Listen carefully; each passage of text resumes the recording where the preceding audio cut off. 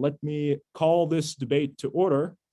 The resolution on the table is resolved to depolarize America. We must not draw lines regarding the content of debates. Resolved to depolarize America. We must not draw lines regarding the content of debates. I am looking for our first speaker in the affirmative. I see Julie Bowler. Julie, you have 4 minutes. Thank you, Luke. My kind of route to my opinion on this topic has been kind of circular. I've always erred on the side of the freest dialogue possible, but I respect the reluctance to legitimize and platform certain ideas.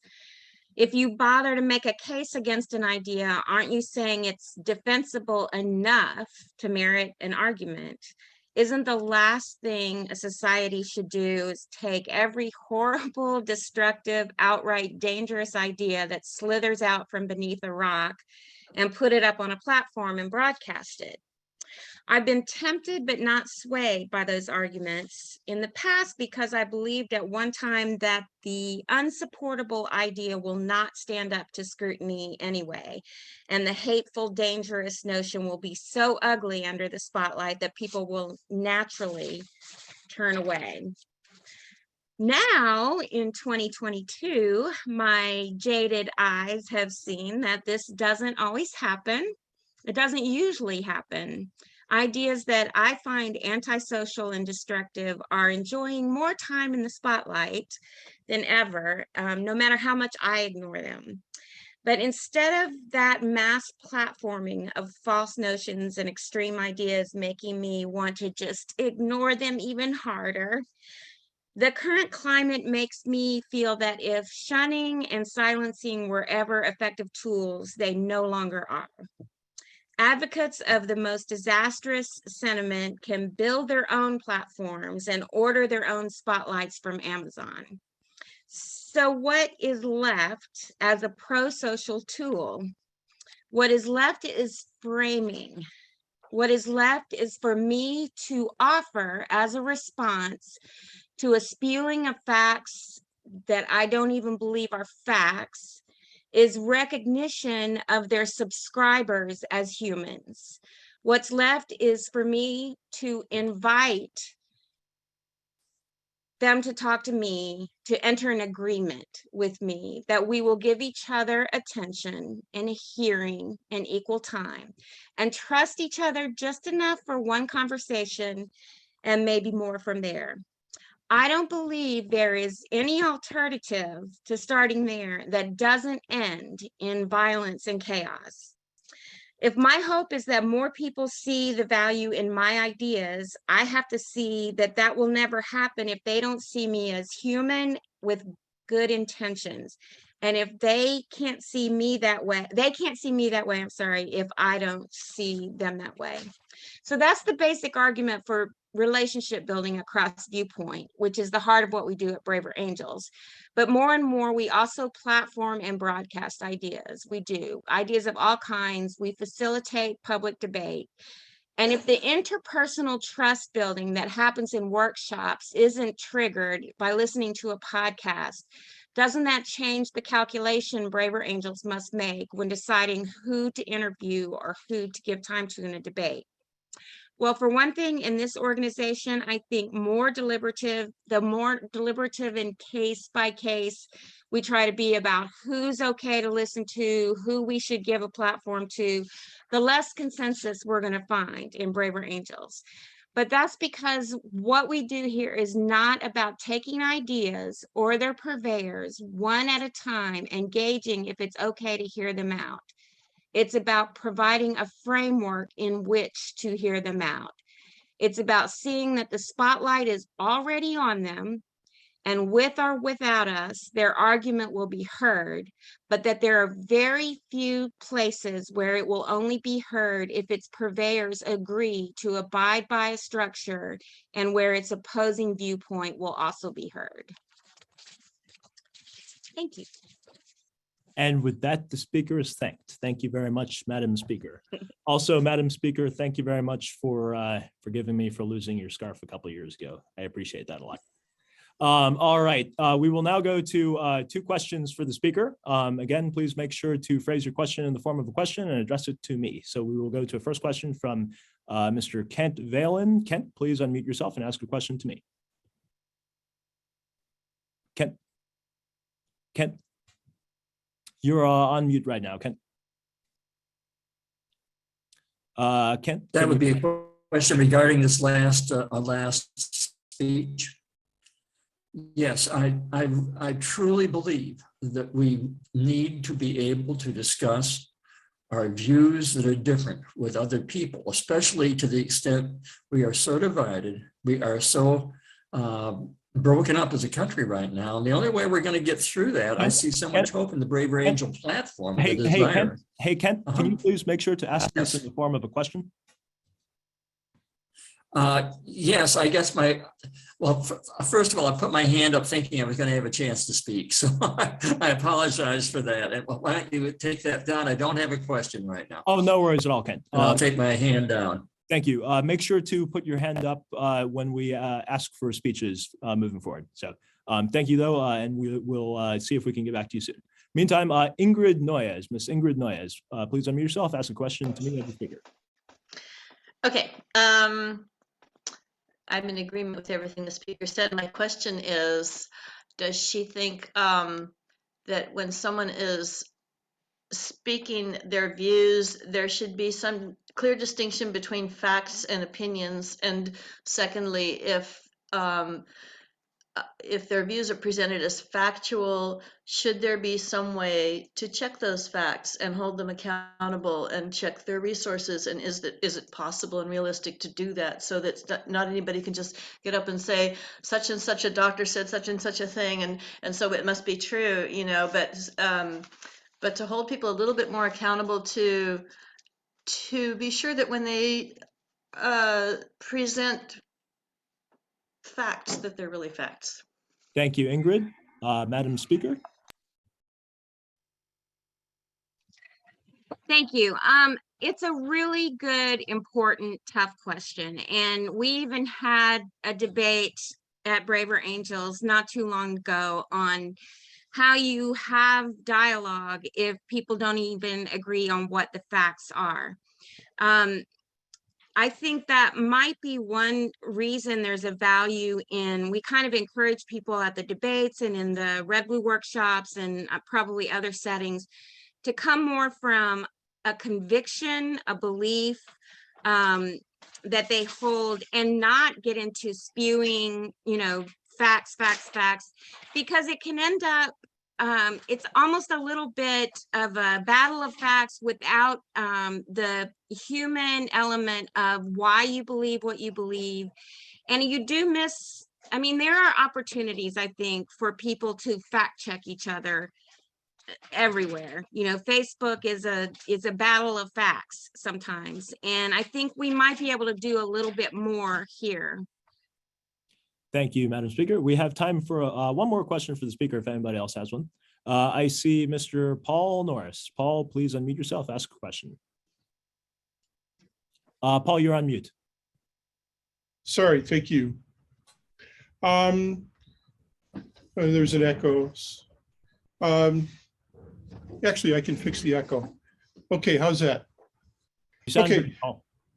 Isn't this question really kind of like a bunch of leopards having a debate about whether they should be elephants?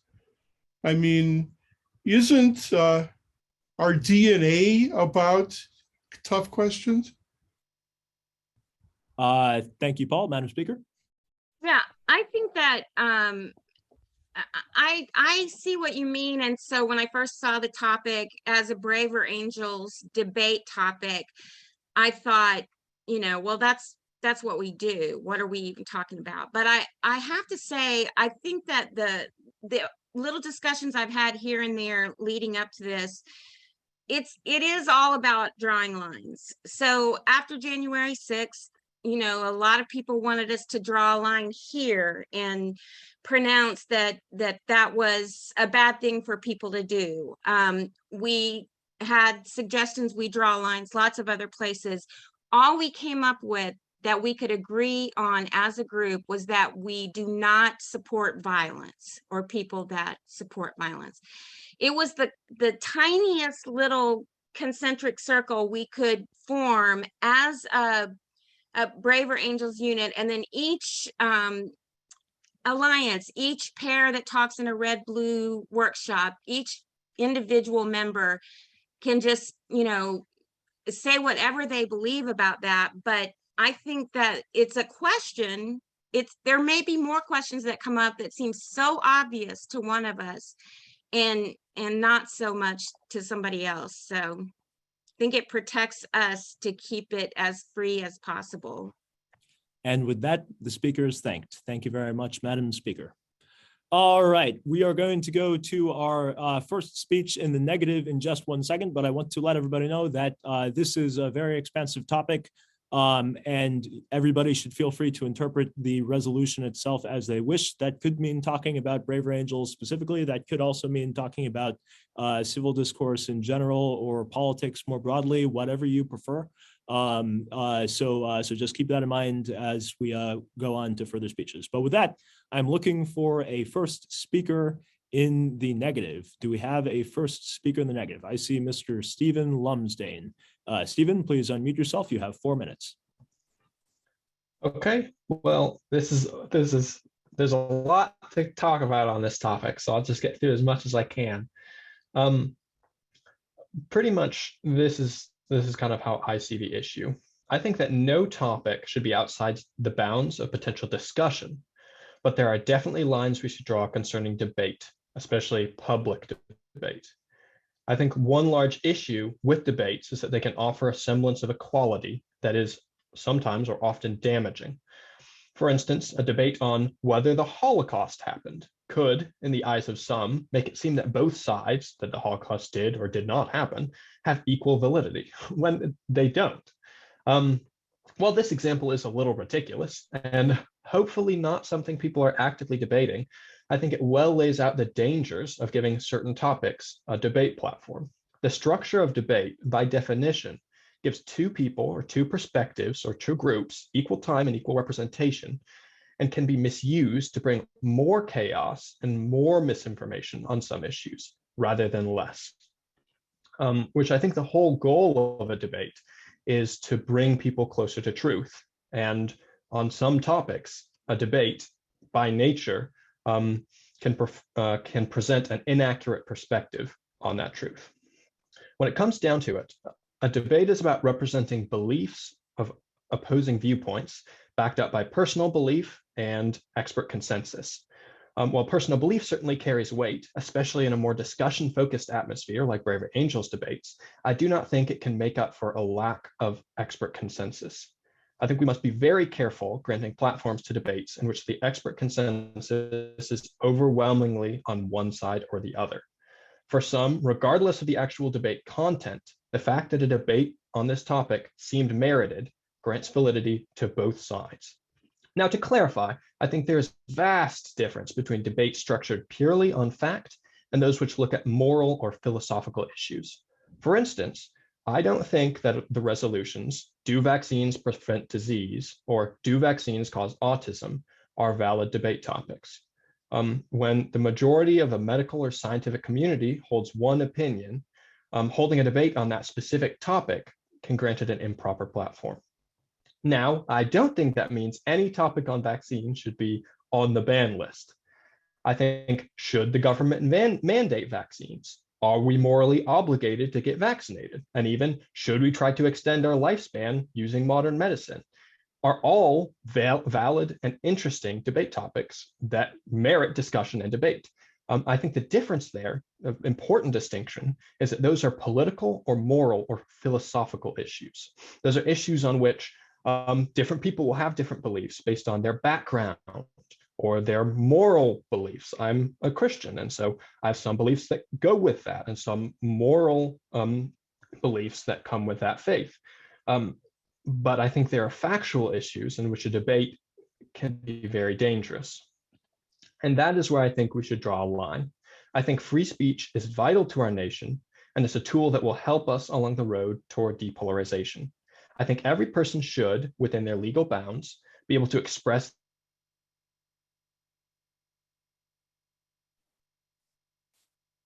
Stephen, can you hear us, Stephen?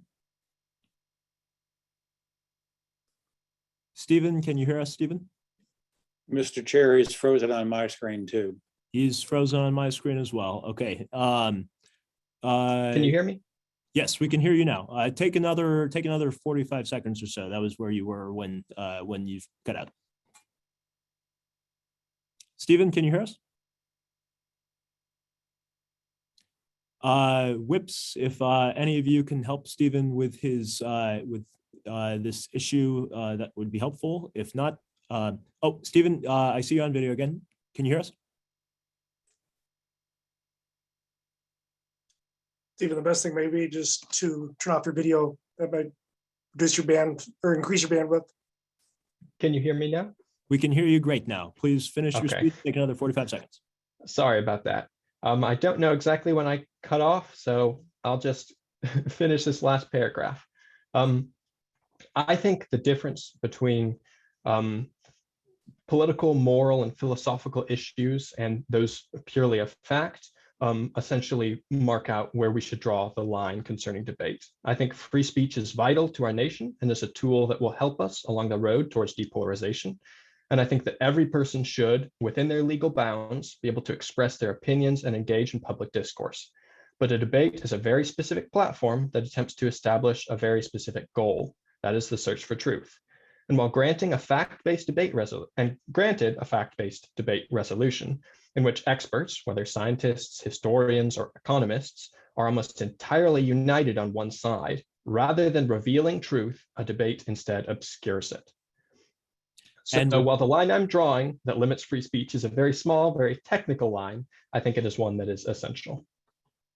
And with that, the speaker is thanked. Thank you very much for opening us up on the negative side of this debate there.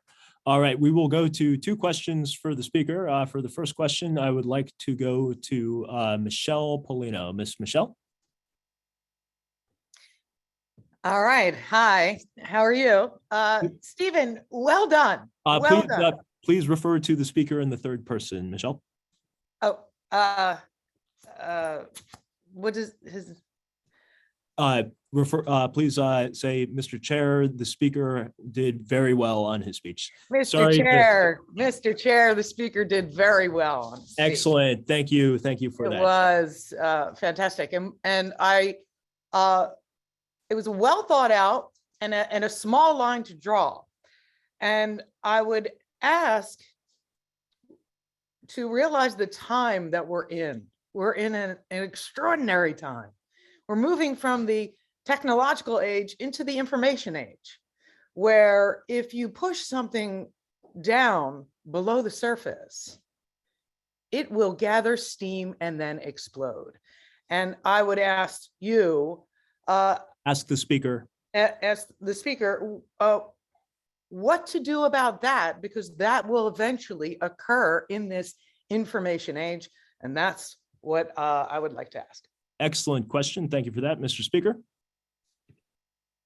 I think that is definitely a very valid concern, and it's something that I've thought a lot about as I kind of struggled with this issue. My personal opinion is that for these issues that I don't think are valid for a debate structure, they should still be discussed. For instance, a panel of experts could have a live Zoom meeting and answer questions on the topic, or people could post Instagram videos back and forth, YouTube videos talking about the topic, explaining what those who are experts believe.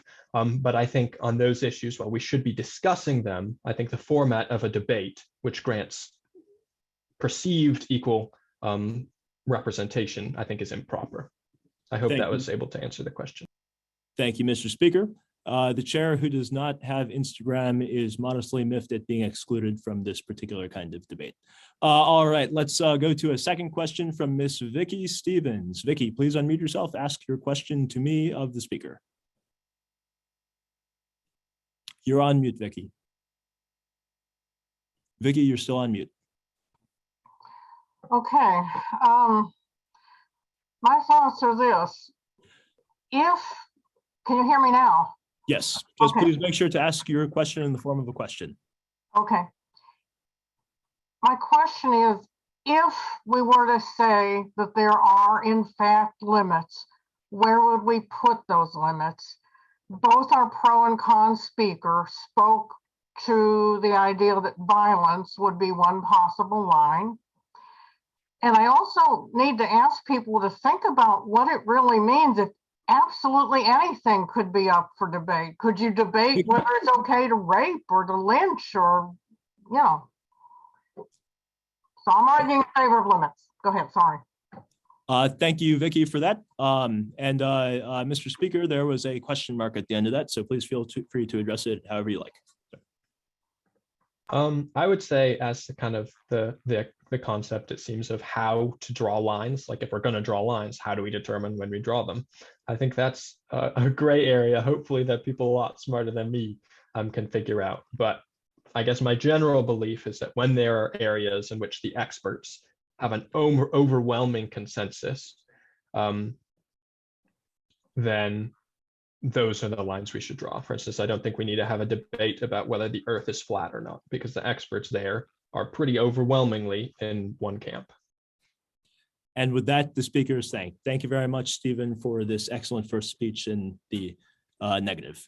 All right, everybody, I will keep mentioning format questions as we go on. It is nothing personal. It is only to keep the debate moving, but please, please, please make sure to ask your questions in the form of questions. And if you have speeches, please get in the queue with your whips to give speeches moving forward. So with that, I am now looking for another speech in the affirmative. And I see Mr. John Wood Jr. John, you have 4 minutes. Thank you very much, Mr. Chair.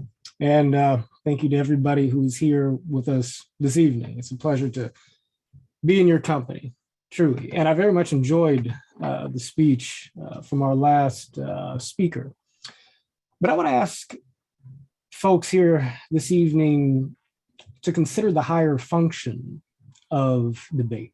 And what I mean by that is this. I would certainly grant that in a limited sort of institutional context, if you have, say, an Academy of Sciences, which is, you know, debating the efficacy of certain sorts of medical treatments, and somebody wants to, you know, advance a claim which says that, you know, I don't know, that perhaps crystal therapy is as efficacious as chemotherapy in treating, you know, in rendering cancer treatment, then, you know, that's not likely to be a subject that is going to be entertained in a body that is empowered to recognize and to undergird a certain consensus with respect to what experts consider to be an established body of knowledge, in part because the audience for such an institution isn't just the general public, but it is also the community of experts itself. And so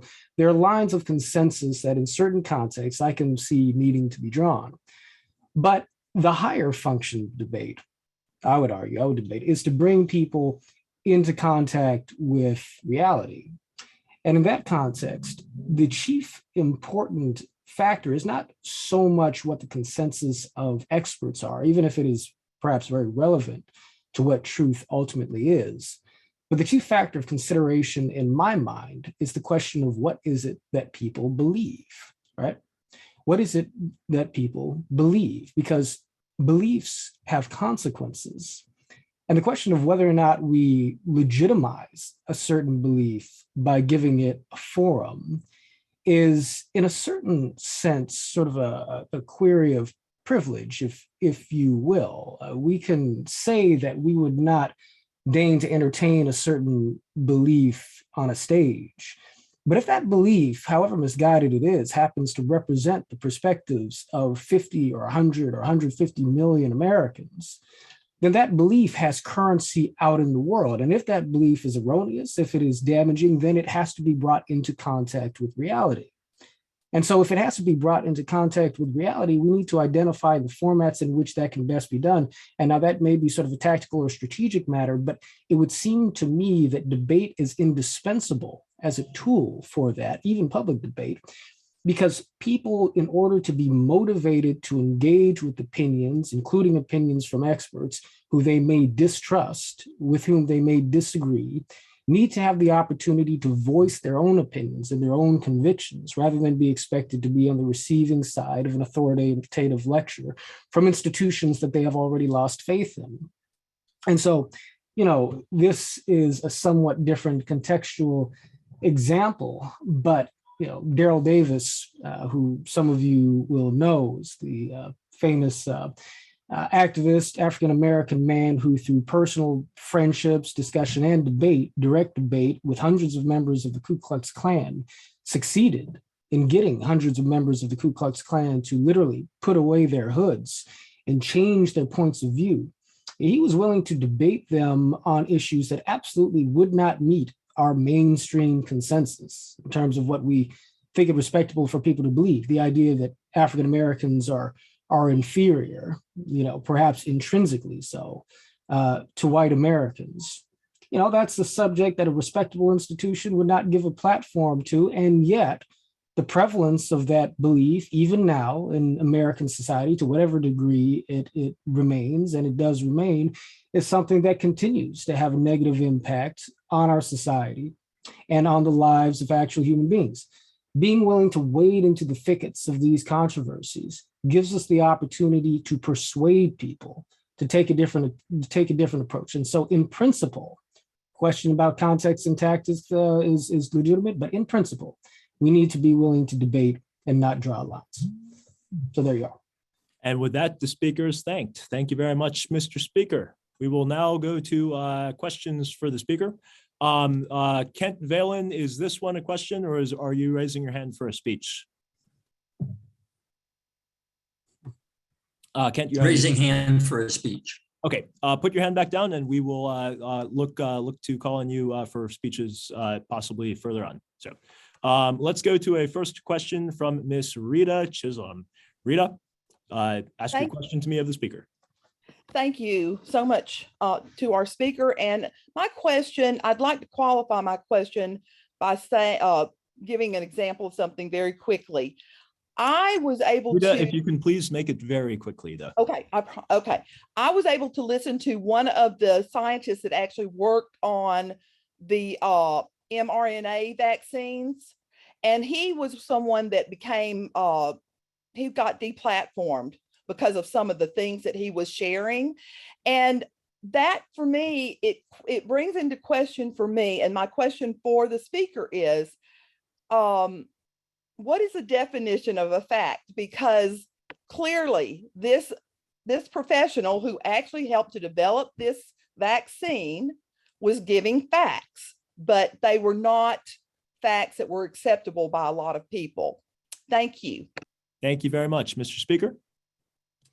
Yeah, that's a great and fundamental question. I mean, I think that I would say that a fact is a claim or observation that corresponds to empirical or perhaps observable reality, observable in whatever form or fashion. But it certainly is a more complicated thing than it seems, really, because, facts, particularly when we talk about facts that relate to political or social issues, themselves become subject to the subjective interpretation of individuals guided by values and biases with respect to what it is individual facts actually mean in the context of reality. So if you think in terms of let's say that it is a fact that a certain president had the highest GDP on record in a given year. That could be a statistical fact, given the way we measure gross domestic product. Does that in turn make it a fact that that president was the best president we ever had for the economy? Some people would say yes on that basis alone, definitionally. Other people would say, well, no, you can have a high GDP and high income inequality. And now, and conversely, if we have a president or administration or policy that leads to a narrowing of income inequality, does that make them a better president for the economy? It sort of depends on your values, doesn't it? Now, every specific issue is subject to the specific sort of parameters that govern it. But in general, I think it's worth us reflecting upon the fact that facts attain their significance through the lens of interpretation. And this too underscores the need for us to clarify the significance of facts in the context of debate and discussion. Thank you very much, Mr. Speaker. We will now go to another question from Ms. Nancy Dyer. Nancy? Hi, thank you. And thank you for this speech, Mr. Speaker. And my question is, in the example with the KKK, the ideas were entrenched in our society and they were backwards and very entrenched. And through discussion, we helped advance our society out of that thought process. How does the speaker distinguish when the idea is new and is a form of propaganda that will actually be giving error and causing our society to actually be harmed by the advancement of that thought? Excellent question. Thank you, Ms. Dyer. Mr. Speaker? Right. It's a worthy question, although I would suggest that the racist sort of consensuses that exist, in the mainstream of the American past were themselves the, sort of product of propaganda, projects that extended in various ways over time. But again, I think that the key consideration here is sort of when it comes to what we should be willing to debate in the way of dangerous ideas has to actually have this practical component, which is, well, again, how, and you said it, the questioner said it, that is, how prevalent is this view in society? Personally, myself, and in full recognition of the power of the previous speaker's argument, if half of American society believed that the Holocaust was in fact a lie, I would say that we have to debate it because we have to bring people into contact with reality. Now, again, the question of how do we structure a debate in a way that makes it most likely that we can accomplish that end, that's a different question. But the thing is it is fundamentally unpersuasive to tell a person who believes a thing is true that he or she cannot discuss it because it is not true, or cannot debate it because it is not true, and yet be unwilling to engage them directly with their arguments. They will always believe that you or the institution that you represent has something to hide and is running from the truth. And if there are propagandists behind him or her egging on that perspective through deep and complex narratives that are ultimately, the interweaving of fallacies, that nevertheless will be far more persuasive to a person than being told that their point of view is not worthy of, legitimate challenge or interaction. And so as a practical matter, we have to be willing to debate these things when they rise to that threshold. And with that, the speaker is thanked. Thank you very much, Mr. Speaker, and thank you to all the questioners who've been up to this point. Mr. Speaker, I want to let you know that I still do have to send you a couple of books. Thank you for sending me your address on that. I will get those to you soon. All right, with that, we are going to go to our second speaker in the negative. I am looking for a second speaker in the negative, and I see Mr. Steve Saltwick. Steve, you have 4 minutes. Thank you, Mr. Chair. I speak in opposition to the resolution, but first I want to address those that speak in support. If they support this resolution in order to help the country they love, then we have common ground. We both want to see the situation in our country improve, and that's what love of country is all about. And beginning today and going forward from today, our country is going to need all the love we can give it. I'll speak first about the principle and then about the interaction of that principle with platforms for speech. I fully support the principle of freedom of expression, especially the right to disagree. In our experiment of democracy, the right to freely express differences of opinion is a vital force for the search for truth. And that right has served us well, both as a country and as a people. But should this right be absolute without any limit whatsoever? No. I believe that there are certain moral guidelines that should be followed, best stated by John Stuart Mill in his book on liberty and stated as the harm principle. The right of free expression can be abridged when the intent of that speech is to harm others. In this instance, harm in Mill's terms is physical violence against that person, not speech that is upsetting. And I agree with Mill on this point. One common interpretation of the harm principle is that it is morally wrong and therefore not permissible to maliciously yell fire in a crowded theater, to speak intentionally to cause harm to a group of people. And here's where the interaction of platforms for speech enter the discussion. Would we as braver angels give a megaphone to the person maliciously yelling fire? I, for one, hope not. Similarly, would we give someone who is maliciously inciting violence against a group of people the megaphone of our digital world? I hope not. Now, I urge mindfulness in the platform of how such a principle would be applied. First, for one-on-one conversations conducted under the BA way, I think the topic in any topic in speech mutually agreed should be supported. We've talked about the example of the African-American engaging one-on-one KKK members, and by using the functional equivalent of the BA way, transforming several of those that were inciting violence against a group of people. Such speech is transformative and should be supported. Second, for podcasts and other far-reaching platforms with single guests, I urge the most caution. Here, the megaphone has its most potential for harm, for the protocol of only having one view presented may lead listeners to conclude BA supports the position of the speech. Now, for debates, I support open and spirited speech as long as the speech does not advocate violence against a group of people. Think Rwanda, think the Holocaust. I would also advocate that each speaker in a debate state in good faith how their positions progress the public good and not support a partisan position or grievance. I close with the appreciation of the resolution and the discussion. This is a hard question to answer, and only the resolute engagement of all of us using the BA way will lead us to the best solution.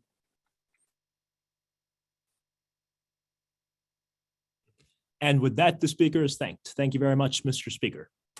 Let's go to 2 questions for the speaker. I see first a question from Mr. Ryan Ruffner. Ryan, please unmute yourself and ask a question of the speaker. Thank you, Mr. Chair, and thank you for pronouncing my last name correctly. Okay, so I heard what the speaker said about how some people can speak to intentionally harm people and inciting violence against people. I've also heard people, especially on social media, say that a speaker is using their words to incite violence against people, even when it's not clear that they are. So my question is, if we use the harm principle to decide what content is allowed, who decides what exactly is harm? Because, you know, there are a lot of people nowadays claiming that mere words are intentionally leading to harm, even if not immediately. Does that make sense? Thank you, Mr. Speaker. Yes, thanks to the questioner for the question. And that's why I put the statement in about Mill's term in terms of physical violence. I think we need to be very clear that speech is not violence. Speech can be upsetting. Speech can be, offensive, pornographic, whatever, right? But speech is not physical harm. When you directly advocate for violence, the loss of life, I mean, physical damage against some other's body or some group of people's body, I'll use Rwanda. I mean, here's half a country basically arguing that the other half of the country should be killed. It is morally wrong to provide a public platform for that, I think. So I do think we have to be clear what we mean by harm, especially in terms of modern definitions. But I do think a straightforward, easily understood principle of physical violence is reasonable and understandable. Thank you, Mr. Speaker. Let's go to another question from Ms. Lisa Schuett. Ms. Schuett? Thank you. I appreciate what the speaker said, and my question,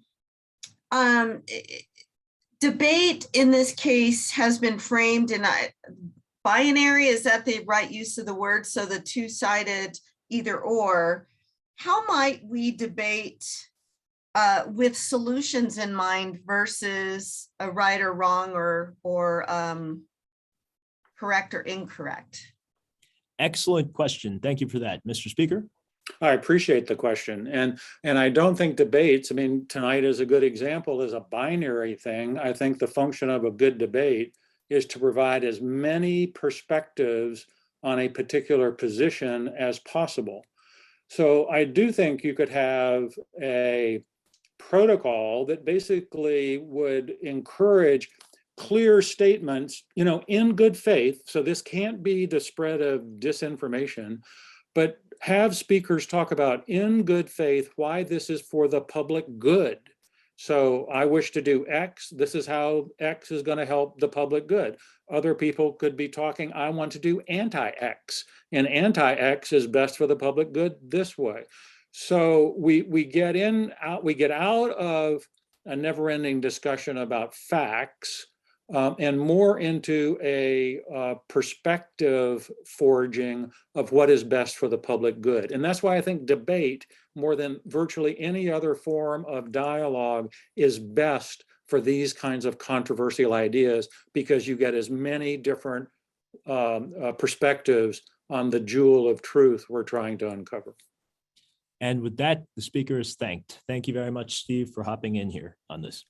All right, we are now going to go to further speeches. And so I am now looking for a fifth speech in the affirmative on this resolution. I just want to let everybody know that because we have a lot of people who have been hopping in to let us know they'd like to share their thoughts on this, we are going to go down from 4-minute speeches to 3-minute speeches. I will inform you on the timing as we get into that.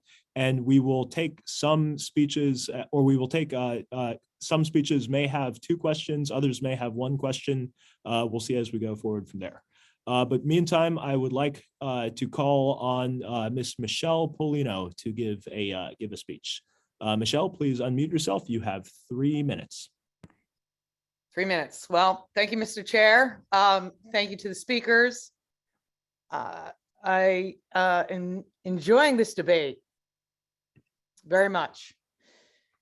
For me, I find to depolarize the country, we need to have the freedom to explore words and ideas, even bad ones, even harmful ones, to draw lines over content. We would inhibit any real-time examples of how to deal with bad ideas or bad behavior. Humans grow by watching, by learning, by engaging. What we're doing tonight, what my dog is trying to do with me now with his ball. Engaging in conversations. When they laid down their swords, they began to speak. Swords maim each other. Conversations end the violence. If we police words or events from debates, we will never learn how to dispel those words and ideas. Depolarize, dispel. These come into contact. Voices come into contact. And when they do, they provide a resolution somehow or another. They dispel an idea. It is a way to move forward, to progress society. This is how we move forward in society. We dispel the idea by engaging in conversation to end the violence, even if they are harmful words. If we are watching somebody say that they are willing to harm large groups of people, and people are watching this person say this, the best way is to engage.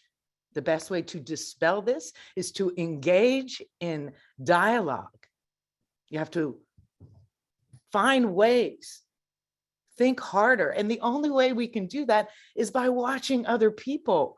We have learned in a very bad way. I am in the media. I understand what the media has done. We have been taught how to just fight and use simple words and terms, how to not really think on our feet, engage in debate and conversation to dispel this.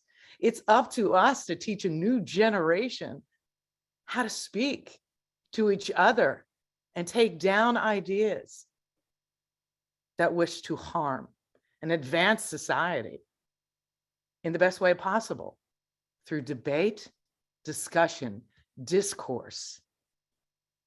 Thank you very much, Mr. Chair. And with that, the speaker is thanked. Thank you very much, Madam Speaker. We now have time for questions for the speaker. Let's go first to a question from Daphne Burt. Ms. Daphne, please unmute yourself. All good, no worries at all. You're still on mute. There you go. Chair, and thank you to the speakers who've gone before. The question that I have that has been brought up by several of the speakers is about the word value. People have mentioned the importance of folks expressing their own values. What are their values? And what I'm wondering is, and that connects somehow with, how do we value the person who we disagree with really strongly? And that's my question. How do we value them? That's it. Ms. Burt, Madam Speaker. Am I still unmuted? No, you're good. Okay, good. Well, thank you very much. It's an excellent question, a valuable question.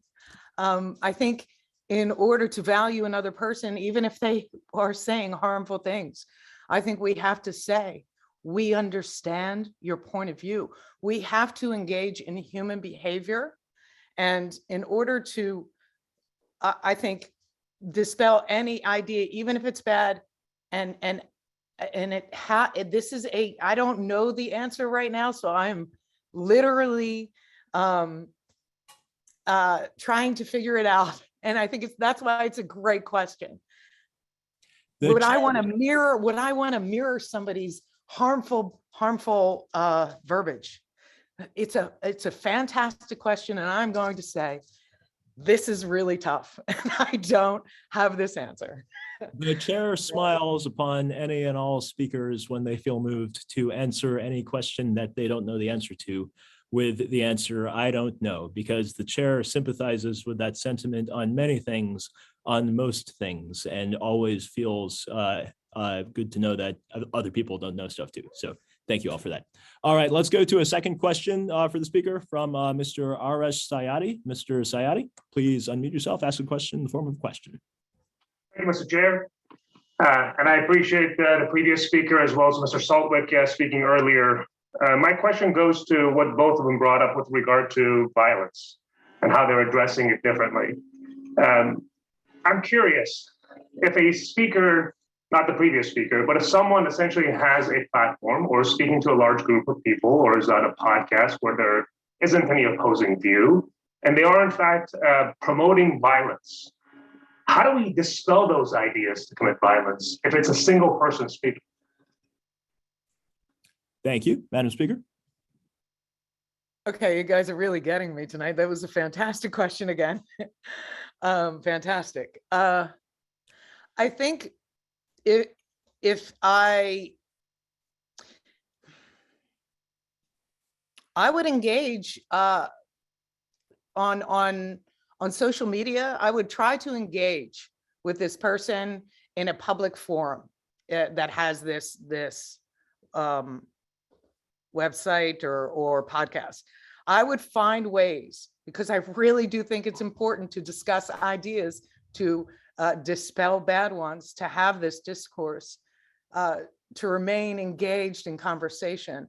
I would find ways to engage with this person, to debate them, because that's the only way I would bring them into the light of larger audiences and find ways to dispel and debate the conversation.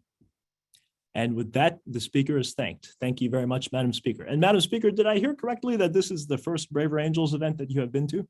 That is correct. This is the first debate Well, conversation. welcome, and may it be the first of many. I look forward to seeing you on the Braver Thank Angels you. Debates volunteer team soon enough, but that will only be a voluntary thing, not us forcing you to do anything. Thank you for being here. All right, with that, I am looking for a speech in the negative. I am looking for a third speech in the negative, and I see Mr. David Lieberman. Mr. Lieberman, please unmute yourself. You have 3 minutes. Okay, thank you, Mr. Speaker. I came into Braver Angels, well, it was Better Angels, but because I valued this unique opportunity to have dialogue with people who normally weren't having dialogue. But I see things a little bit differently now, and I think that this model is no longer sufficient. I still value this as a value, open dialogue, but I don't think that we can be an island of free dialogue within a political context that's moving with other currents, including the fact that communication is often used to cause harm, to further private agendas, things like that. In the 2020 election, I'm going to give my own view as an example. My own view is that self-interested people used violence and fabrication to threaten our democracy. That is a truth to me that feels urgent and is a kind of harm, as I interpret it, that has to be fought. And it has to be fought in the political context that we're in which there's this tussle for legitimacy. So I feel that we can't protect ourselves from that kind of reality in our organization. Now, there's this whole thing about, well, who's the authority? Are the scientists the authority? I don't think that we have to go there. The point is, I don't expect other Braver Angels as an organization to support my truth. But what I need is respect for my truth and the truth that I hold about the political context and the political reality that I need to function in. So perhaps we could do a thing like caucusing groups, reds and blues, when an issue arises. Well, how do we in our caucus feel? Is it okay to talk about the fraud of the election? Again, okay, I mean, there could be a slide towards not, people saying, well, we need to limit this and limit this and limit this. But, there is the value. It's why we come here, to have open dialogue.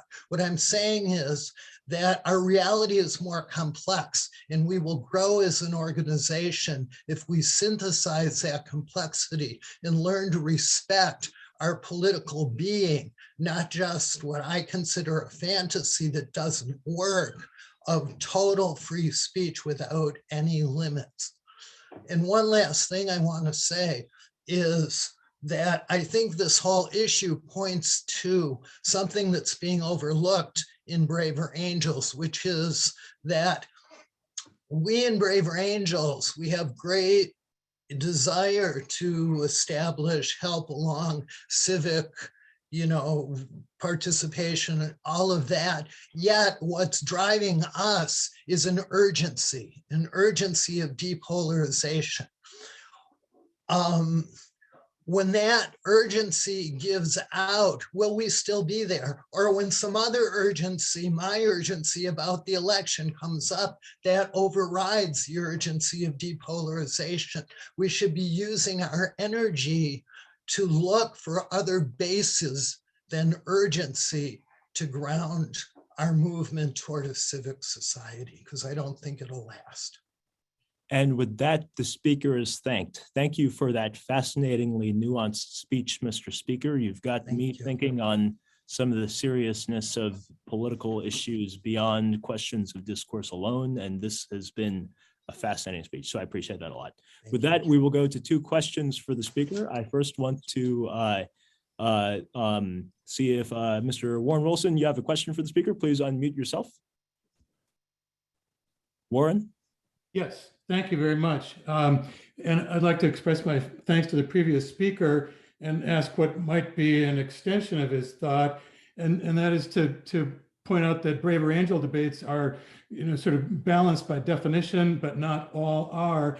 So how do we handle organized, willful misinformation that masquerades as legitimate debate?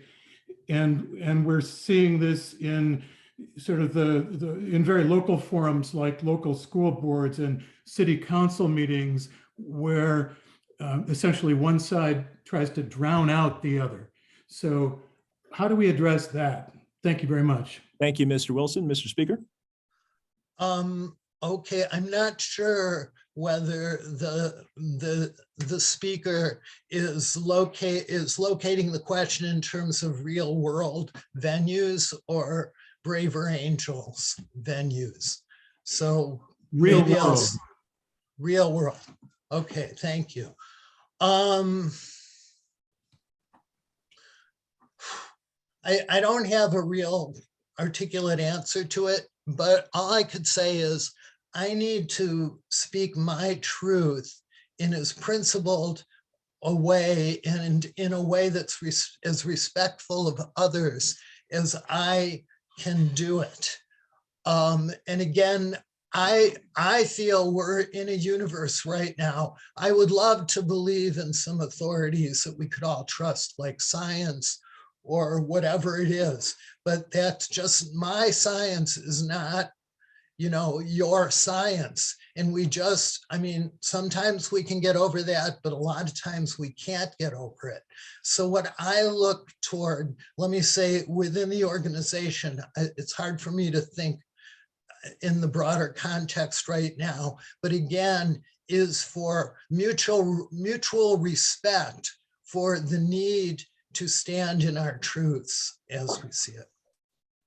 And with that, the speaker is thanked. Mr. Speaker, thank you for having opened up a fascinating question here. You will have me mulling on this for a little bit, actually. So the chair also smiles upon further speeches, either in the affirmative or the negative, upon the themes Mr. Lieberman has brought up. This will be interesting as we go further on.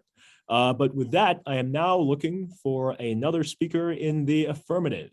I am looking for another speaker in the affirmative. And I think I am going to call on Mr. Stephen Downs. Stephen, please unmute yourself. You have up to 3 minutes. Stephen? Thank you. Thank you, Mr. Chair. So where I would like to spend my time tonight is by talking about the idea that opening up a debate between two views necessarily or can sometimes lead to the idea that those two views have equal weight, or it can be perceived by some people to have equal weight. And I wonder what, I understand the intuition, but I wonder what evidence there is for or against that. Personally, I don't know of any for or against, except I do have one anecdote, which I would like to share. And that is my time as an undergrad at College of William and Mary.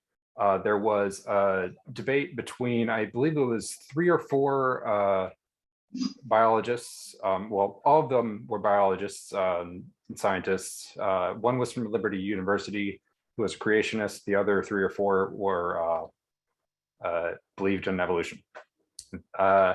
And I think that that is a subject which certainly would be viewed by some to have a consensus, an expert consensus, especially now in 2020. Then I think it was 2006. But one of the speakers in favor of theory of evolution mentioned that he was very thoughtful to William and Mary for providing an opposing view, and that often when they would talk about this subject at other colleges, 3 or 4 evolutionary scientists would talk as an echo chamber. And I found personally that even though I was by that time mostly convinced of the view of the truthness of the theory of evolution, that the chance to hear someone with a degree, and I don't know if it was biology or not, I believe it was, talk about the theory of creation. Personally, I walked away from that less convinced of it because I found his arguments unconvincing. And so my own experience with debates, even around topics that might or might not be viewed as already settled, was still helpful to me. And so that's the anecdote I would like to share, and I will yield my time, Mr. Chair. And with that, the speaker is thanked, and the chair smiles upon the College of William and Mary for various reasons, and is quite happy that you went to a nice school that's older than my school. So good on that, Mr. Speaker. All right, let's go to questions for the speaker. Please raise your hand if you have a question for the speaker. Do we have questions for the speaker? Wow, Mr. Speaker, you may well have wowed them. Oh, great. Okay. Let's go to a question first from Mr. I saw Don Walchop. Don, did you want to ask a question? I'll take that as a no. Let's go to a question first from Miss Cynthia King. Cynthia? No. Wait. Oh. Don, is that you? I'll give you the first question. Yes, I'm sorry. I did have a question. I'm the evolution thing about. I have daughters, for instance, who are conservative Christians who do not believe in evolution. I'm a PhD chemist myself, a scientist, and I would be curious to ask the previous speaker, what was it about the arguments from the Freedom University that caused him to decide that evolution may or may not be actually a fact? I'm just curious about that. Thank you, Mr. Dunn, and your accent is absolutely delightful. It sounds like sliced butter, and it sounds great. So, all right, Mr. Speaker. So, to answer that question, it actually was not something that was brought up in the debate by one of the debaters or by one of the interrogators. It was something that he mentioned himself, which led me to view that his thinking capacity was maybe not on point, or at least very, very different from mine. One argument that he volunteered was that the human heart had been designed for repair, which I found to be very strange because it's only very recently that the human heart has been able to be repaired, and there are at least thousands of years, if not more, that we have not had that ability. That's one anecdote that I remember. There were others that I can't remember off the top of my head. Thank you, Mr. Speaker. We will now go to a question from Ms. Cynthia King. Cynthia? Thank you, Mr. Chair. I would like to ask the speaker, he, as I understood it, was saying that there are many areas where we have a very strong scientific or a consensus of what the facts are.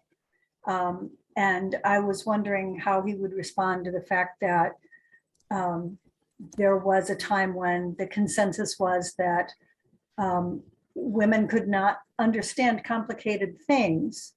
And that was, well, it's probably still true that people believe that, but within my lifetime, women were first told that menstrual cramps did not exist, that it was all in our heads. But then some scientists discovered it and named it PMS. And so then we were told that we were incapable of working when we were having menstrual cramps. And then after a while, I actually remember a news article that came out with a headline saying, women are capable of working. And I thought, oh, great, I can give up that week off I've been taking. So I was wondering, given the huge number of times when the consensus was just ridiculous, what's his thought about that? Thank you very much. Excellent question. My thought is that I absolutely agree that experts can be wrong all the time, even when there is an overwhelming consensus. and that we would be foolish in 2022 to think that we have now reached the apotheosis of human reason and that we are currently able to appeal only to experts. I do believe that there's a great value in having scientific institutions, universities, think tanks producing knowledge, but they can be wrong. I believe they have been wrong in the past, certainly, and they will be wrong in the future. One small example of that I would give is the idea that the COVID-19 might have originated accidentally from a lab. At certain points, there was somewhat of an expert consensus, at least in the media. Now that is not so much the case. So that's one more recent example. And that's all. Thanks. The chair will note that there is at least one situation in which the expert is absolutely never possibly wrong, and that is the chair in the context of the Braver Angels debates. So, and you are all welcome to believe that very deeply and firmly, and I will not go against you in thinking that. So, Mr. Speaker, would you actually mind taking one last question? I want to actually go to the question from Stephen Lumsdaine. Stephen, please unmute yourself. Mr. Chair, I would ask the speaker, while I can understand the benefit of seeing multiple viewpoints in a debate over a topic, what if the validity or invalidity of the topic is something that may cause harm to people? Should it still be granted that platform? Thank you, Mr. Lumsdaine. Mr. Speaker? So I can see two ways in which it might cause harm. One is hearing the argument causes harm. In that case, I think people should be free not to hear the argument. And then the other way is if it causes harm to enact a certain policy. And that, I agree, is a difficult case. I wish that 100% of people in the US were vaccinated. I view misinformation regarding that as very dangerous. Yet I don't think that we're going to encourage more people to be vaccinated by shutting down debate on that topic. That's what I would say. And with that, the speaker is thanked. Thank you very much, Mr. Dowse. And I will look forward to listening to your podcasts again once you hop back into the media world. So, all right, with that, I am looking for I think this is what, fourth speaker in the negative. And I am going to call on Mr. Andrew Stillman for this speech in the negative. Andrew, you have 3 minutes. Thank you. So 2 days ago, as a pretext for the armed invasion Russia has since launched against Ukraine, Vladimir Putin constructed a narrative based on a litany of false claims, as fact-checked by both the BBC and the Washington Post. He claimed that the Ukraine did not exist until it was created by Vladimir Lenin's government. He claimed that a Nazi-style genocide against ethnic Russians has been going on in eastern Ukraine. And he claimed that Ukraine intends to develop its own nuclear weapons, and they still have a bunch of Russian nuclear weapons. All of these are false. The unfolding violence in the Ukraine is a sobering reminder of the role that false or misleading factual claims made by bad faith or delusional actors can play in galvanizing groups towards the violence and domination of other groups. Braver Angels is an organization whose mission is to promote peace through structured dialogue between opposing political tribes, where no viewpoint is considered beyond the pale, and all are welcomed, provided they engage in good faith. Could 100,000 Braver Angels style debates have prevented the invasion? What would have been the impact of giving Putin's revisionist history equal airtime? As much as I want to believe that it might well have worked, unfortunately, I think the answer to this thought experiment is not at all obvious. The Soviet state and now Putin's Russia succeeded in holding power by manipulating their own population and disrupting their Western adversaries through misinformation, the intentional propagation of false or misleading claims, often with the goal of undermining trust in institutions and spreading cynicism and chaos. And so while I deeply value the liberal principle of maximally tolerating competing viewpoints on any given topic, I also believe that our truth-seeking institutions have an obligation to maintain vigilant standards of evidence. You don't preserve a free, just, and peaceful society without fact-based institutions to help mediate the public discourse. This means that if the system is working, we should expect broadly disproven claims, while legally tolerated, to be regularly excluded from serious public debate. And yet, Braver Angels debates follow a format whose goal is the shared pursuit of truth among citizens with widely different political viewpoints. Amidst these differences, we often encounter vastly different claims about what is factually true. Rather than attempting to mediate these claims, Braver Angels' position is that folks should be encouraged to speak their own truth, provided they treat each other with respect. We see this kind of structured, good faith encounter as key to our immediate mission, which is to restore trust directly between citizens. This is incredibly important work, but given all the bad actors and perverse incentives out there in the digital infosphere, I'm concerned that we may not ultimately achieve broader political depolarization, and that the peace and prosperity that come with it, unless we also work to build trust in newly imagined institutions whose role is to filter political propaganda from factual consensus. As evidenced by the example of the Ukraine, much as I may come to humanize my neighbor at a personal level, the false claims he believes can quickly imperil my freedom. And as a result, we can find ourselves at war. So I'm willing to accept, as many on the opposing side have argued here tonight, or the affirmative side, that it is probably wise for Braver Angels to avoid becoming the arbiter of acceptable opinion. But I also think we have to take seriously the work of engaging and reinventing truth-making institutions, the ones that we desperately need to keep a free society alive and peace in that society alive. I'll leave it there. And with that, the speaker is thanked. Thank you, Mr. Speaker, for a great speech and also for making it real in a way that I hadn't thought about. So let's go to questions for the speaker. If you have a question for the speaker, please raise your Zoom hands. Let's go first to a question from Miss Stephanie McClendon. Stephanie, please unmute yourself and ask a question to me of the speaker. Hi, thank you, Mr. Speaker. I so appreciate the voice of the previous speaker. My question is, how would the speaker break that down to speaking to an audience of teenagers, high school, early college age students, as that's the work that I do, and so much of what you said is so important.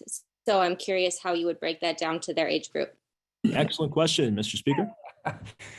Yeah, that's a great question. I struggled to make it even accessible to myself when I wrote it. So it's a tough one. I used to be a high school educator as well. So yeah, I mean, I think I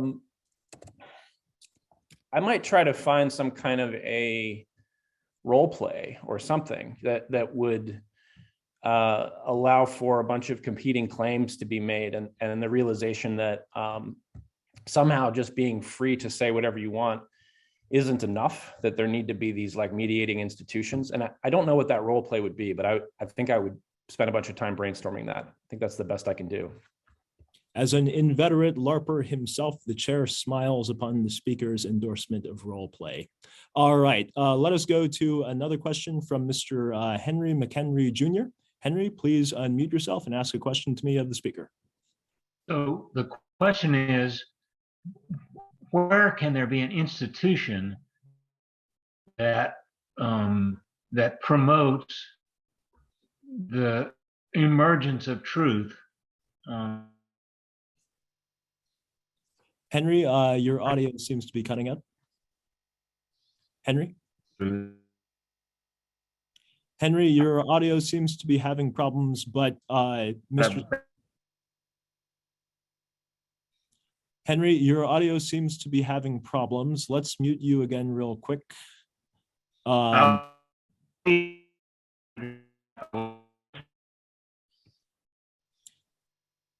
Henry, I don't think we're going to be able to catch the totality of your question because it seems there are some audio problems there. But Mr. Speaker, would you be willing to address that first part of the question the speaker brought up on where we can find or how we can create this way to bring to an emergence of truth?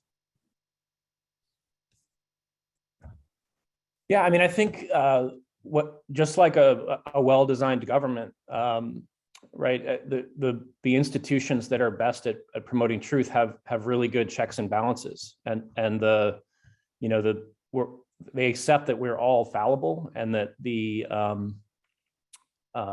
biases and passions that we all bring to the table are constantly something that need to be checked. And so, I think the institutions that we can trust in are those, obviously, that put in tension this idea of diverse opinion, but also the ability to verify. In the realm of science, it's about repeatability and falsifiability. But in the realm of journalism, it seems to me it's about vigorous fact checking and also probably separating the business model. I think a lot of the issue that we face right now is that the business models have become corrupted by the capture that occurs when things are incentivized around engagement and attention versus public interest. And so I think part of the problem we have right now is in the incentive structures that exist, right? So I would see a lot of the restoration of the correct balance of incentives as being something we could do to restore trust in institutions. Thank you very much, Mr. Speaker. With that, the speaker is thanked. And I believe I owe you a couple emails, Andrew, so I will get back to you on some of those soon. All right, with that, I am looking for a speaker in the affirmative. I'm looking for a speaker in the affirmative, and I would like to call on Mrs. Ellie Tomaseb. Ellie, please unmute yourself. You have up to 3 minutes. Thank you, Mr. Chair. So I'm very new to Braver Angels, very excited to be here to give you all a little context behind my stance on this. I used to be a local journalist in a pretty conservative sub-rural part of Virginia. I'm quite progressive and I'm not from down here originally, but part of that job meant interacting with folks every day whose opinions I did not necessarily agree with, and opinions who perhaps we would not say facts agree with. Those folks became my neighbors, and it became incredibly important to me. And I think it is incredibly important to all of us as Americans to recognize that at the end of the day, we are neighbors.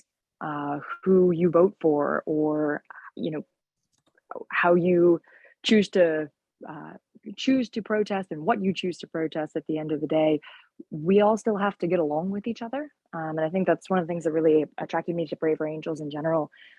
But I think that while it's easy to talk about debates and the lines that we draw on a platform perspective, right, for podcasts or for events, the conversations that we have in real life don't have those very neatly drawn lines in them.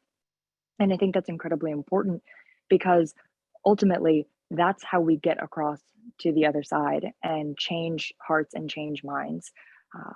Propaganda will continue to entrench folks in the same direction that they've already been going, but real nuanced conversations can help bring people at least a little bit over to your side. In particular, I like to think of one of my neighbors. We did not see eye to eye. He had a Confederate battle flag on the back of his vehicle.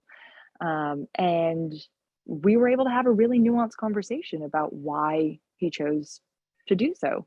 We didn't come away from the exchange agreeing with each other, but ultimately it built the ground for him to understand that I was not going to walk away from him or cut off the relationship because of a difference of opinion. And ultimately that led to him talking to me about the ways that he can address transgender issues and gender identity issues with his 3 young sons in a positive manner and an affirmative manner. I don't believe that we would have been able to have that conversation had we not originally had a civil conversation about something he was much more confident and passionate about. Ultimately, I think that these kinds of conversations, neighbor to neighbor, citizen to citizen, are what will propel our democracy forward if we can all agree to let the larger powers that benefit from tearing us apart be. With that, I yield my time. Thank you very much, Madam Speaker.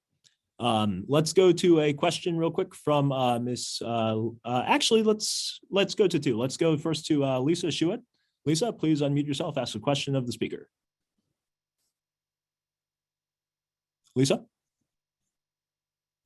Lisa, are you? Thank you.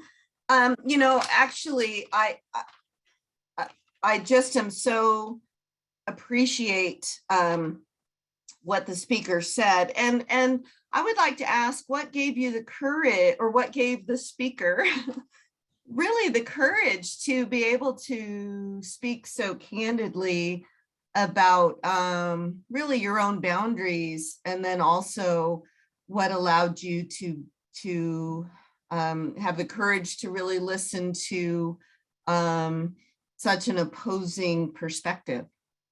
Thank you very much, Madam Speaker. To answer the first part of the question, I think that it would be a lot of therapy. But in all honesty, I think that when we have these conversations with our peers about the really complicated conversations, right, political views, I don't think it is necessarily that different from talking to a relative or a loved one about a non-political personal issue that causes division. At the end of the day, you still love that person, you still care for them. And even though they might be doing things or saying things that are harmful to you, you still get to make the decision to keep them in your life. And that has been the driving force for me, because at the end of the day, when I go to work, these are the folks I have to work with. And, it's important to me to get along with them, even if we might not always agree on everything.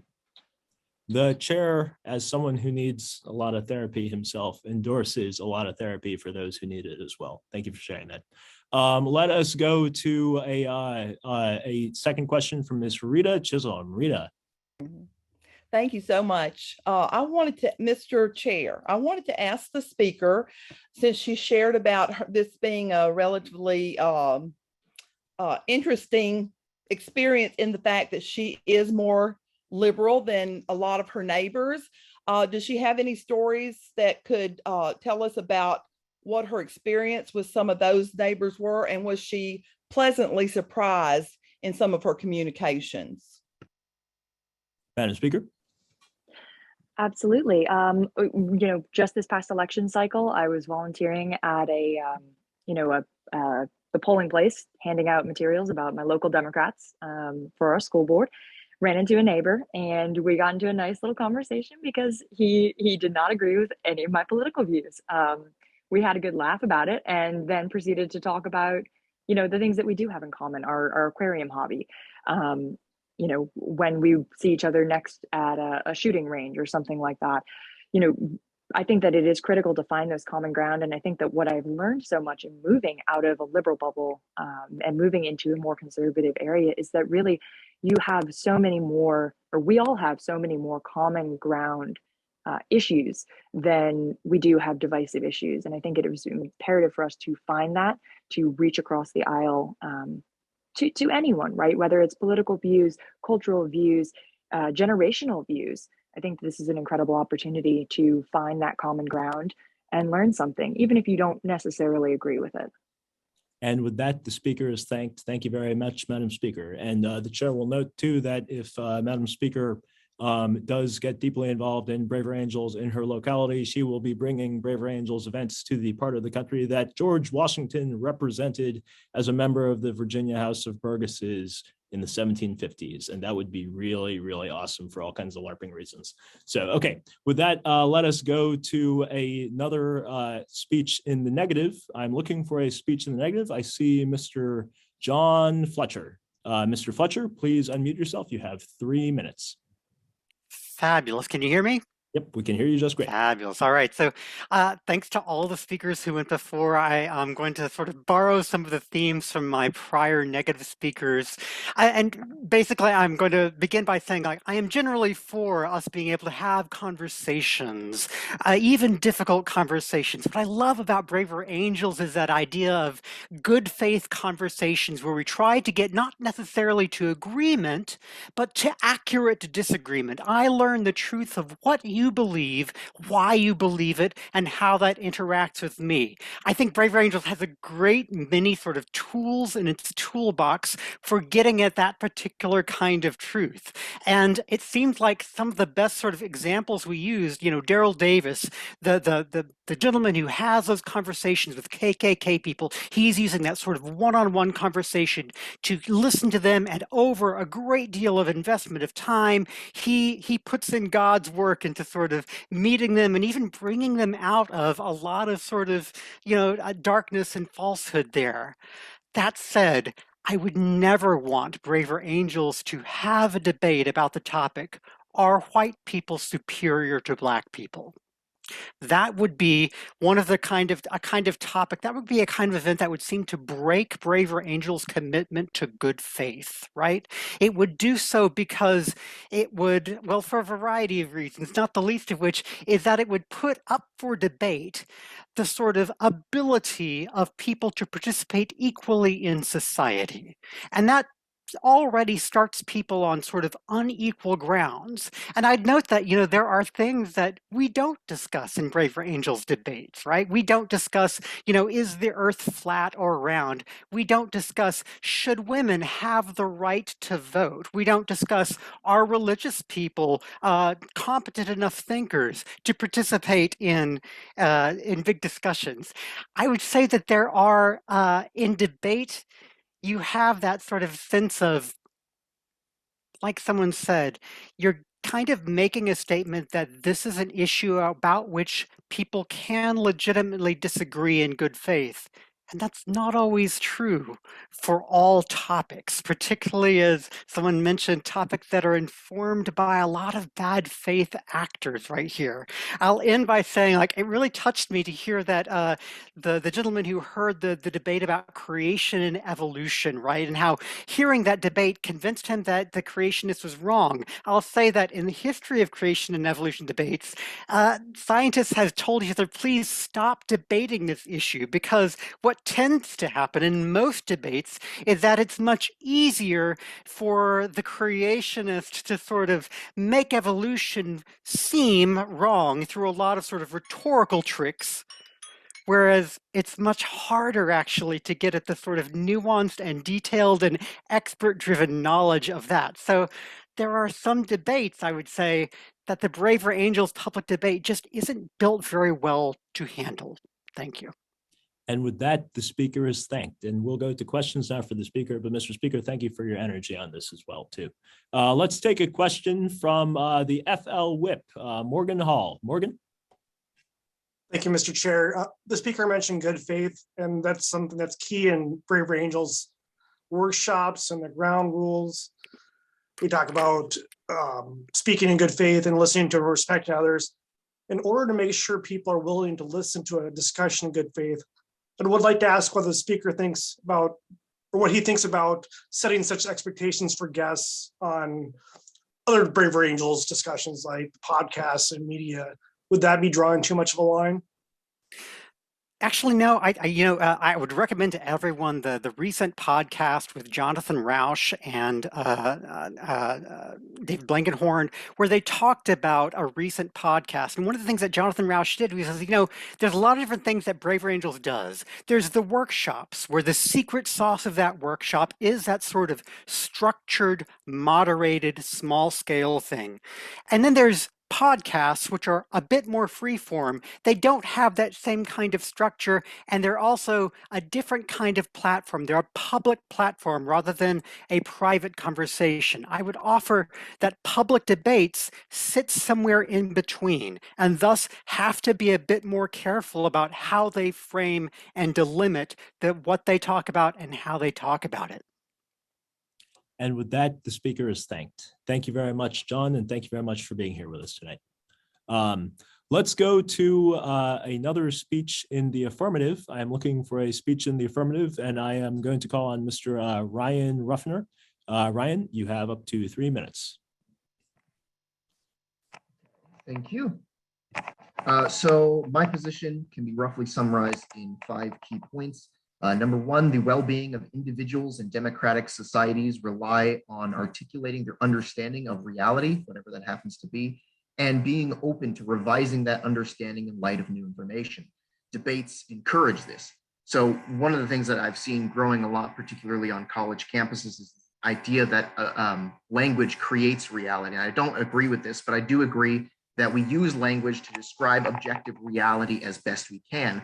And the better we can describe reality, the better we'll be able to navigate the natural chaos and uncertainty of life on both an individual level and a societal level. The foundation of human cooperation relies on effective communication, and effective communication relies on being able to describe reality accurately and coming to a shared agreement on it. And public debates allow us to do this. The second point is that people often think by speaking out loud and by listening to others speak. So to some extent, not in all cases, but to some extent, censoring speech can be used to censor freedom of thought. And I'll give you an example of how this can play out. So if you've ever gone to therapy or mental health counseling, you'll notice that one of the primary ways that therapists help you is by asking open-ended questions and giving you a safe, confidential space to explore those questions out loud.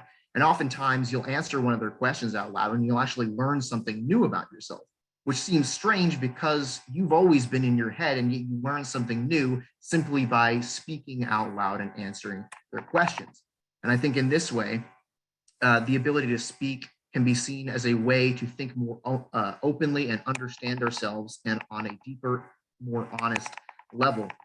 The third point is that freedom of content during debate allows people to escape echo chambers where tribalistic divisions can reach a deafening roar and instead be exposed to the nuances that come with complex ideas.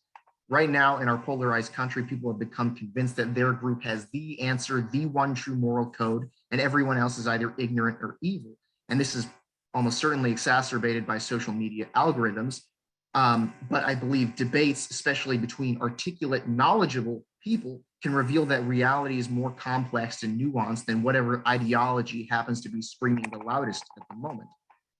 Fourth, I believe that censoring content in the debate for the sake of social harmony is a bit like cleaning your room by cramming the mess in the closet, which is to say, just because it's out of sight and out of mind does not mean that it is necessarily gone or taken care of. Sooner or later, we will have to deal with it. And the fifth is that if content is censored, who decides what content is acceptable and unacceptable? And will this person or group be completely free from corruption, ignorance, and well-intentioned error? And if so, for how long? What happens when they do inevitably get something wrong and people have been censored? Thank you. And with that, the speaker is thanked. Thank you, Mr. Speaker. We are going to skip questions on the remaining speeches so we can get through a couple more, but Speaker, just know that we all appreciate your speech. Let's go to another speech in the negative. I'm looking for a speech in the negative. Please raise your hand if you have a speech in the negative. I'm going to call on Mr. Don Wachop. Don, you have up to 3 minutes. Okay, I've been listening to the speeches by others, and goodness, you do attract some very articulate and interesting people, and it's very useful to somebody. I think the concern I have is that the issue about malicious harm is, of course, it's harm whether it's malicious or not. The issue that Hume may have said that you can stop someone from doing. Am I unmuted? I've got a sign that says I should. Okay, can you hear me? Okay, we can hear you. You're great. Yeah.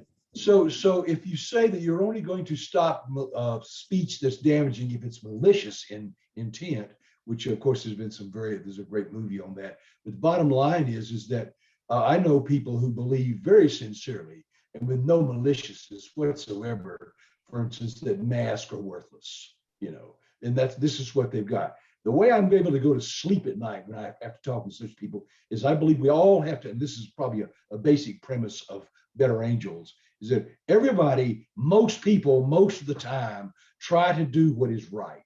And they try to do what is right based on what they think they know. Now, the problem, of course, is we're living in a society where what they think they know can really vary depending on which algorithms they're having to be sorted out by. And so the question is what do we do about that? And I don't think we know the answer to that. I do know one thing, though, that I believe is important to understand, that if we eliminate some people from talking, they will certainly not be at all there'll be no way in which they can ask themselves, am I possibly wrong? And so I think we just have to continue I think about my daughters. I think I said to somebody, I have 3 daughters who believe I'm a progressive, I'm a big liberal, I'm a socialist, and I believe that climate warming is an existential threat. I believe that systemic racism is a fundamental issue in American culture and history. My daughters, to use a Southern phrase, don't give a rat's ass about any of that stuff. They don't care because, first of all, God is in charge. And second of all, Jesus is coming soon. Okay. Now these are my daughters, so I can't sneer superciliously at their naivete and superstitious, childish Christianity. I can't do that. I don't have the liberty to do that unless I wish to just simply say to them, your thoughts do not matter. And I believe that's the Braver Angels. That was the Braver Angels basic proposition, right? Your thoughts do matter. And so my daughters' thoughts do matter to them. And I have to tell myself, they are doing what they think they need to do because of what they think they know. Okay, so maybe Braver Angels serves a wonderful purpose by helping people learn something they didn't know before. That's and the gentleman talked about institutions that are become accepted as sources of authentic information. Maybe Braver Angels ultimately can serve that kind of purpose. But I do think we have to ask ourselves, like you say, we would not have a debate on whether whites are supreme. White supreme was a supreme race, right? We just wouldn't do it. So, okay, time out. I thank you very much for this. It's been a great discussion. And with that, the speaker is thanked. Thank you very much, Mr. Speaker. The chair will merely note that the chair does not endorse the use of swear words in the context of Braver Angels debates, but neither does the chair censure or condemn the use of swear words in Braver Angels debates. So thank you very much, Mr. Speaker, for the speech. All right, we're going to go down to our last 2 speeches, and I think I'm actually going to give them to the 2 lovely ladies who are currently have their hands raised, but we're going to go down to 2 minutes so that we can do a quick debrief after these speeches. So with that, let's go first to a speech from Ms. Jan Wallace. Jan, you have up to 2 minutes.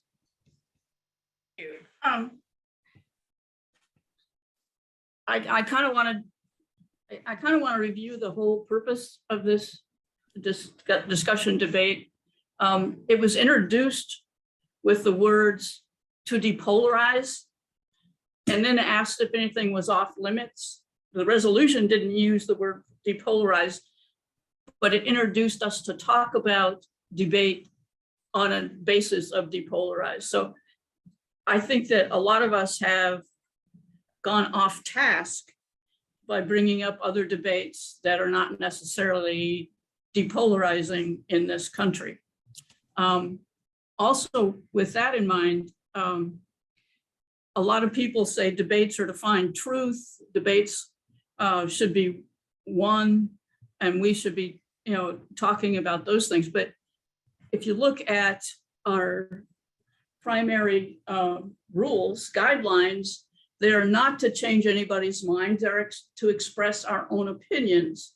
And so with that in mind, it doesn't matter, truth doesn't matter. You just have to listen and appreciate the other person. You can't argue that they're wrong or they're right. Now, with this in mind, I actually disagree with it because I would really love to argue points.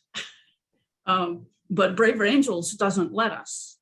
Braver Angels doesn't even let us talk to each other because we have to talk through Mr. Speaker, Mr. Chair, or Sir Chair, and we can't talk directly to anybody.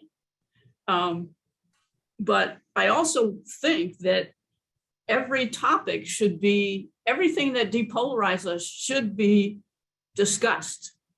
And I think the big things should be discussed. I think January 6th should be discussed. I think Russian collusion should be discussed. Those things that make us really more depolarized. And I think they should be discussed in a way, or rather the other little things, and I know you're not going to like this, I call them trivia, but if we spend more time arguing trivia and not the big things, we're depolarizing ourselves more. And with that, the speaker is thanked. Thank you very much, Ms. Jen. And also thank you for this in particular. I think it is important for all kinds of reasons for the future of the org and for the spirit of the org. And I appreciate you sharing your thoughts freely and without fear here. So with that, let's go to a final speech to close us out from Ms. Lisa Schuett. Lisa, please unmute yourself. You have up to 2 minutes. Great, thank you. You know, it has been really wonderful listening to the different perspectives. And so I've written these down while listening. And so really, I see this conversation as it's not, again, an either or, all or nothing. It's about an equal stage for an equal opportunity to share our understanding of something, to share our voice as human beings, and to allow those misunderstandings to be addressed in a respectful and hopefully informative way. You know, back to what I had said earlier about debate as in either or, I almost see these as opportunities to perhaps plant seeds, plant a seed of, wow, maybe I'm wrong on this. Or plant the seed of, wow, maybe you're right. Or, wow, I hadn't thought of that angle, and that very angle helps me realize that, you know, what I thought was true was in fact not. And, you know, I just think about some of the conversations with school boards and the mask mandate, and how the argument, at least in Carson City, got on about fighting against masks versus addressing the virus. And so to have the conversation that the enemy isn't the mask, the enemy is the virus. The mask is just a way to mitigate. And then that's a different conversation, but it plants those seeds. So I so appreciate this, because I think it's that opportunity to plant seeds to learning and to in really thinking about where we're coming from. And with that, the speaker is thanked. Thank you very much, Madam Speaker. And thank you very much to all the speakers and all the questioners tonight for leading us through a fascinating conversation on something that matters deeply. We are about to adjourn. After we adjourn, we're going to do a quick debrief. And after the quick debrief, we will have some announcements to make. I know we're running a little bit over time. Anybody who has to leave when you have to leave, feel free to, but just so you know, shortly after 10 p.m. will be when we are sharing links and information on the next events. So with that, I am looking for a motion to adjourn this debate. Do we have a motion to adjourn? Do we have a motion to adjourn? I see a motion to adjourn. Do we have a second? Second. Great. With that, this debate is adjourned. But don't go away. We have to do our debrief, which is something we do at all of these. So there are 2 questions in the debrief, and we'll go a couple minutes for this. What did you learn? And what did you enjoy?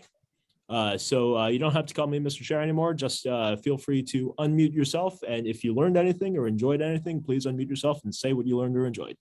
Oh, and Whips, open the chat, and you're also welcome to chat what you learned or enjoyed in the chat as well. So, Stephanie.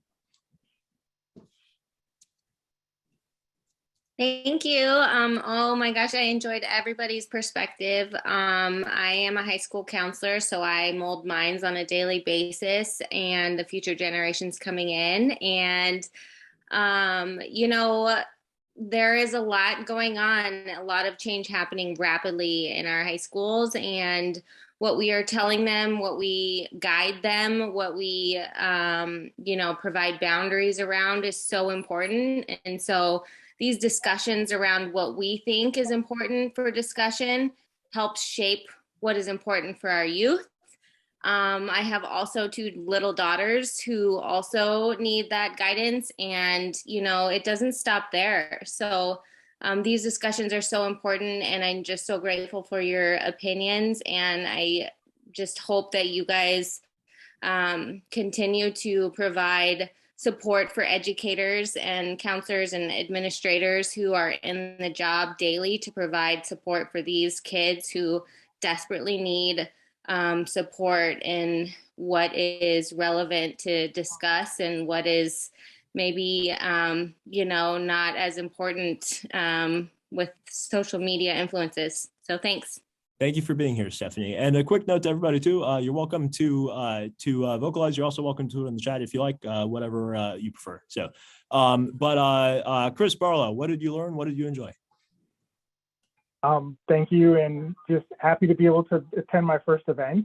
It was great to learn just what the format is and how all this goes about.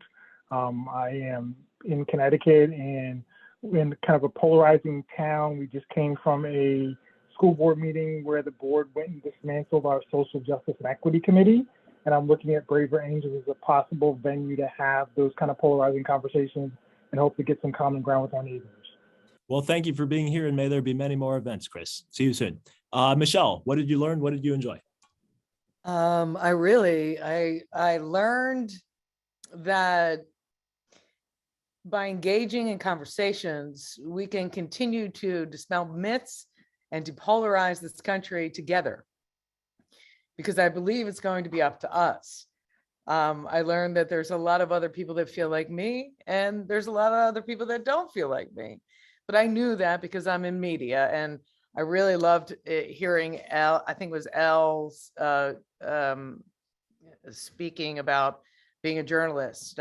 I too have a interesting conversion because of being a liberal in journalism and working at a very conservative media. I have a flip of her. And it changed profoundly how I think and feel about people who think differently than me. So I appreciate the forum. I appreciate the passions. And I appreciate every single jazz hand tonight. Yeah. Thank you for having been here, Michelle. We will look forward to seeing you at many more of these. Arash Sayadi, what did you learn and what did you enjoy? Arash? Arash, are you still there? Can you hear me? Yep, can hear you great. Very good. Thank you, Luke. As always, I've enjoyed hearing the various perspectives, like what the previous speakers mentioned as well. I will say one thing. I think a couple of things that really stood out for me is that the context of a debate isn't limited to formal settings. The context of a debate extends to conversations that we have and speaking engagements that may involve podcasts. It's still a debate. It's now a public debate where you have a single person espousing their views and potentially having it adopted by millions as well. So there's a sense of there's a need to be careful about what's actually being said and really consider the nuance of what effects that would have. I really liked what Andrew Stillman brought up and put the nuance about what it means to have public debate about potentially what Putin is doing, how it relates to situations like that. And also the concept of the harm principle. It certainly opened me up to an idea that I was not familiar with and I have to look into. So I'm grateful that I had the opportunity to listen to everyone and hear the various perspectives. Thank you. Thank you for being here. Let's take two more and then we will do the final closeouts and announcements. Jeffrey? Hi, yeah, so I would echo the idea that what I really enjoyed was hearing all the different perspectives. I think this is a really thorny issue, one I've thought quite a bit about, but not enough to formulate an opinion to express tonight. And the thing that I would say that I learned was that there seems to be general agreement, or at least I haven't heard anyone opposed to it, that violence is something where we would draw the line. But at the same time, I did not hear, at least I didn't perceive anyone to be saying that there are other types of violence other than purely physical violence, and that there was no clear agreement on how that might be defined and prescribed. Thank you. Possibly topic for future debates. Thank you for being here, Jeff, and looking forward to seeing you more soon. Let's take a last, what did you learn, what did you enjoy from David Lindenfeld. David? Thank you. I thought it was a great debate. I learned a lot. I came in thinking, overwhelmingly in favor, but I really learned to take seriously some of the arguments on the negative side, particularly when it came to bad faith actors, the Putin example for just for one. And I guess it leads me to think of some unfinished business, which may or may not be the sphere of Braver Angels itself, but that is to provide some kind of a public institutional basis for a moderate center where the two sides can agree, because there are so many countervailing tendencies, both in social media, the length of campaigns, the business model that people suggested, that there's just not a lot of space in the public sphere for this kind of thing. And I really think we need to think about seriously how to get to that stage. Well, there are many, many more subjects to discuss, and there are many, many more ways we shall discuss them. And with that, I will open up to Chris Corfanta to tell you all a little bit about why she's in VA, and one of the ways that you can get involved if you like. Whips, please close the chat. And Chris, the floor is yours for up to 2 minutes. Chris. Thank you. Another great event. Usually we give a Braver Angels pitch at the end, and mine is that I joined Braver Angels in about 2017, and I'm passionate about all that Braver Angels represents and has to offer: the workshops, debates, forums, one-on-one conversations between rural, urban, black, white, all of these things. There's so much Braver Angels is continuing to do. It's boggling, and all of this help us become better citizens. Listening to different perspectives is critical. Braver Angels helps us get a better perspective on the truth. Our own subjective, limited perspective is like one of the blind men in that fable about blind men and the elephant trying to discover what this new creature is, where one describes this strange creature as a rope because they're at the tail end. Another describes it as a tree trunk or pillar because they're touching its legs and so forth. Another one describes it as a spear because of its touching its tusks, each describing it from their perspective.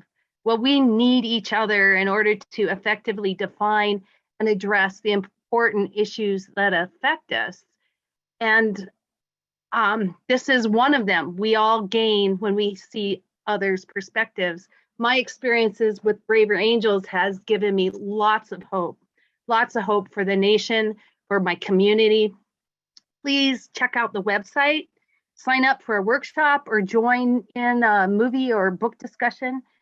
Please sign up so with your email, so your state will get you on their email list, and you can know what's going on in your state or your community. Each state, I think every state has a state coordinator now, and lots of different Braver Angels alliances. So you can help build this movement to depolarize America in your own community.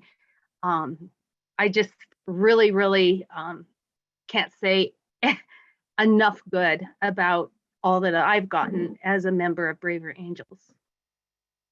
Well, thank you, Chris, and thank you for your work tonight, and thank you for all the work that you have done in the different programs that you've been helping Braver Angels with. And to all the volunteers here, let's give a big round of jazz hands for all the room staff and the Braver Angels volunteers here for being here.